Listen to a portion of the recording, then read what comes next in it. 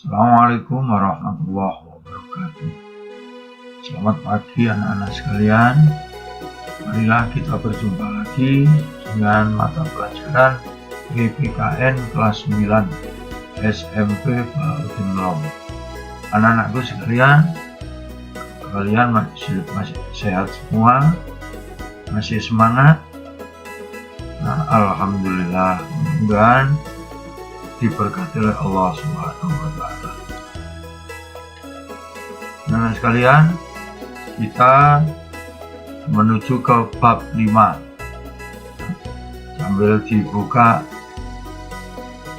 buku paketnya, sambil dengarkan apa yang akan saya sampaikan di pembahasan materi ini, yaitu harmoni keberagaman masyarakat Indonesia. Kompetensi dasar dan indikator. Kompetensi dasar 4.5 menyampaikan hasil analisis prinsip harmoni dalam keberagaman suku, agama, ras, dan antar golongan atau usaha, sosial, budaya, ekonomi, dan gender dalam bingkai Bhinneka Tunggal Ika. Indikator yang akan dicapai adalah 4.5.1 mengidentifikasi akibat dari permasalahan sosial, budaya, ekonomi, dan gender pada masyarakat Indonesia. Pokok bahasan yang akan saya berikan adalah subpokok bahasan yang kedua, yang B, permasalahan dan akibat yang muncul dalam keberagaman masyarakat Indonesia. Keberagaman tidak hanya memunculkan suku, agama, ras, dan antar golongan atau sara saja. Permasalahan dalam keberagaman juga muncul dalam bidang sosial, ekonomi, budaya, dan gender. Masalah sosial dapat dikelompokkan menjadi 4 jenis faktor penyebab, antara lain faktor ekonomi, karena tidak seimbangnya antara pendapatan dan pengeluaran, jangan sampai besar pasak daripada tiang. 2. Faktor budaya. Kebudayaan yang berkembang saat ini banyak dipengaruhi oleh kemajuan teknologi serta masuknya budaya asing. Gaya hidup yang cenderung meniru budaya asing. Sekarang sudah banyak, coba kamu lihat di luar, di televisi, gaya hidup mungkin kalian juga. Yang ketiga, faktor biologis, seperti kurangnya gizi, ya, penyakit menular, apalagi sekarang ini lagi gencar-gencarnya corona, karena kurangnya fasilitas kesehatan yang layak maupun pendidikan masyarakat yang tidak mencukupi. Nah, kadang-kadang masih ada indikasi masyarakat corona juga ono, tapi coba orang yang sakit dan sampai wafat juga karena penyakit itu. Oleh karena itulah, ayo kita jangan berprasangka yang jelek, kita bersangka yang baik, jaga diri biar tidak terkena penyakit menular. 4. Faktor psikologis. Faktor psikologis juga dapat muncul jika beban hidup yang berat misalnya dirasakan oleh masyarakat, khususnya yang ada di perkotaan, pekerjaan yang menumpuk sehingga menimbulkan stres, lalu dapat menimbulkan luapan emosi. Kadang-kadang terjadi kalau sudah sibuk, entah di perkantoran, di perusahaan, pabrik, oleh stres, kancane liyane dimusuhi yang tidak tahu sebab musababnya salah tidaknya. Nah, inilah unsur-unsur yang merupakan bagian dari sistem sosial budaya, terdiri atas hal-hal sebagai berikut. 1. Sistem agama, kepercayaan, dan upaya keagamaan. Pelaksanaan ibadah dalam kehidupan masyarakat mudah menjadi kebiasaan atau budaya, seperti peristiwa kematian, kelahiran anak, pernikahan, khitanan, dan sebagainya. Ya, inilah peristiwa keagamaan. Ya, mati.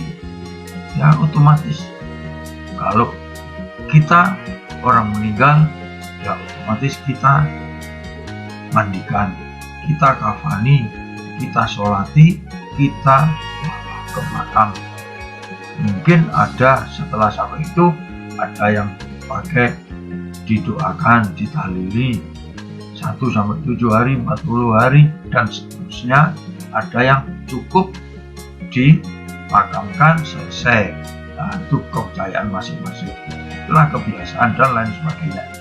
2. Sistem masyarakat dan organisasi kemasyarakatan. Menurut Undang-Undang Nomor 17 Tahun 2013 tentang organisasi kemasyarakatan, organisasi kemasyarakatan adalah organisasi yang didirikan dan dibentuk oleh masyarakat secara sukarela berdasarkan kesamaan aspirasi, kehendak, kebutuhan, kepentingan, kegiatan, dan tujuan untuk berpartisipasi dalam pembangunan demi tercapainya tujuan NKRI yang berdasarkan Pancasila. Dalam hal ini dijamin dan dilindungi oleh Undang-Undang Dasar 1945 Pasal 28, Pasal 28E ayat 3, maka setiap ormas harus berlandaskan Pancasila dan UUD 1945. Ya, jadi organisasi kemasyarakatan itu boleh. Kalau di sekolah apa organisasinya? OSIS. Di masyarakat ada UPNU, PBNU, ada Karang Taruna, dan lain sebagainya. Sistem pengetahuan yang dimiliki masyarakat merupakan kunci berkembangnya suatu peradaban. Semakin mudah manusia menguasai alam dan semakin canggih manusia memanfaatkan alam, sehingga semakin tinggi peradaban manusia. Ya, jadi manusia yang mempunyai pengetahuan yang luas pasti dia akan mempunyai peradaban yang tinggi. Oleh karena itulah marilah anak, kamu sekolah yang sungguh-sungguh, punya pengetahuan yang banyak demi masa depan kalian yang cemerlang. Insya Allah 10 tahun ke depan negara ini milik kamu. Kamu apakan negara ini? Ya, kamu bangun. Oke, lanjutkan cita-cita para pejuang kita. Atau kau gadekan, kau jual, alangkah laknatnya kamu kepada para pejuang. Ayo kita berupaya untuk membangun negeri ini menjadi negeri yang baik.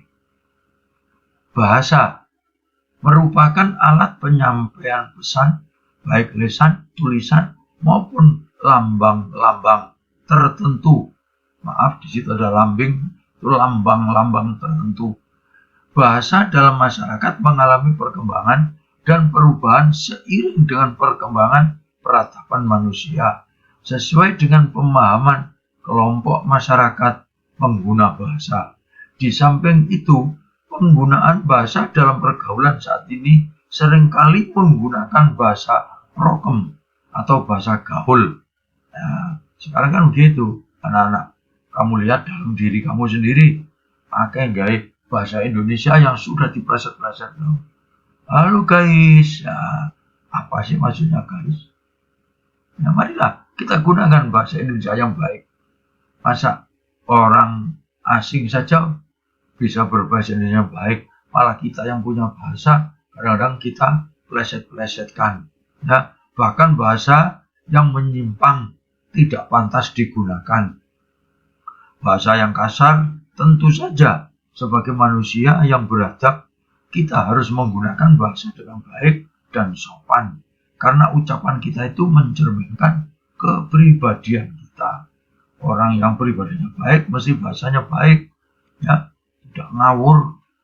Ya, ngomong kadang-kadang memaksakan. Makanya ingat pepatah, mulutmu adalah harimau. Berbahaya. Wong ditempelin wong gara-gara ucapannya yang enggak benar. Ya. Nah, yang kelima, sistem mata pencarian bangsa kita berburu dan meramu. Nah, dulu berburu meramu itu hasil buruannya dimasak, menangkap ikan sampai sekarang masih ada, bercocok tanam baik di ladang, di sawah, peternakan, beternak, perdagangan, bidang jasa, dan mungkin masih yang lain yang tidak saya tulis semua. Keenam, sistem teknologi peralatan, alat-alat produksi, apa itu ATBM, alat tenun bukan mesin atau pakai mesin, alat distribusi untuk menghasilkan apa-apa, transportasi, dan komunikasi. Apalagi komunikasi semakin hari semakin canggih. Nah, kamu lihat telepon saja dulu, dari mulai telepon diangkat minta ke kantor Telkom sampai sekarang ditutul sudah kelihatan dengan orangnya sekali.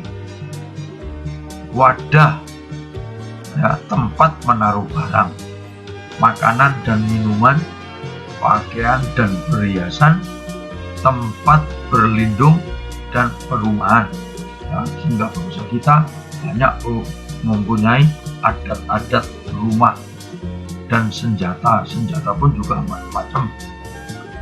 7, kesenian, seni rupa, lukis, patung dan ukir, seni sastra, seni puisi dan prosa, seni pertunjukan, seni tari, drama, teater, musik.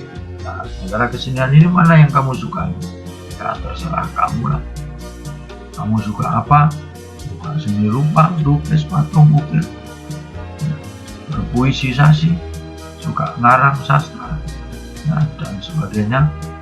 Seni pertunjukan, kamu yang bisa tari, drama yang sering kamu ditampilkan di sekolah, ya. Seni musik yang bisa banyak alat-alat musik yang ada.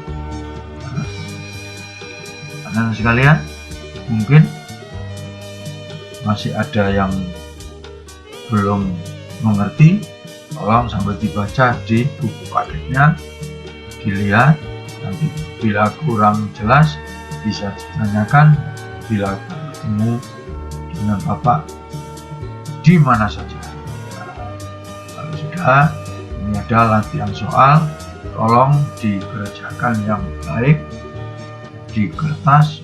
Masih banyak yang tidak menulis nama, ya, tolong yang merasa tidak menulis bisa ketemu saya pada hari Rabu dan Sabtu. Tolong dilihat hasilnya, ya. Soal 1, masalah sosial dikelompokkan menjadi 4, sebutkan dan jelaskan menurut pendapatmu. 2, menurut Undang-Undang Nomor 17 Tahun 2013 tentang organisasi kemasyarakatan, apa isinya? Jelaskan. 3, sebutkan sistem mata pencarian bangsa Indonesia. 4, menurut William A. Haviland, sebutkan 4 fungsi seni. Instruksi seperti yang saya katakan yang dikumpulkan pada hari Rabu tanggal 10 Februari jam 8 sampai jam 10. Untuk yang hari Rabu dan Kamis dikumpulkan hari Sabtu tanggal 13 Februari. Bagi yang belum sama sekali, tolong saya tunggu pada hari Rabu dan Sabtu di sekolah. Ya, kapanpun masih saya tunggu. Ya, itulah anak-anak sekalian. Saya kira sampai di sini dulu. Nah, saya akhiri. Sebelum saya akhiri, tolong jaga kesehatan, pakai masker, cuci dengan sabun di air mengalir, jaga jarak, sementara hindari berjabat tangan. Sampai di sini dulu. Wassalamualaikum warahmatullahi wabarakatuh.